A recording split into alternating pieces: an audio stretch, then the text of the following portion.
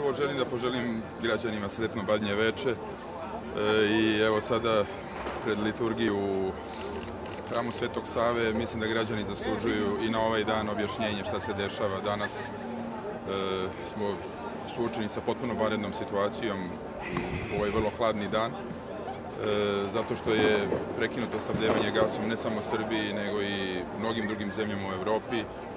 Naprosto u krizi odnosa između ruskog isporučioca gasa i Ukrajine, neplaćanje od strane Ukrajine više godina unazad, došlo je do smanjenja isporuka gasa Rusije Ukrajini, ali i obezbeđen gas za evropske zemlje.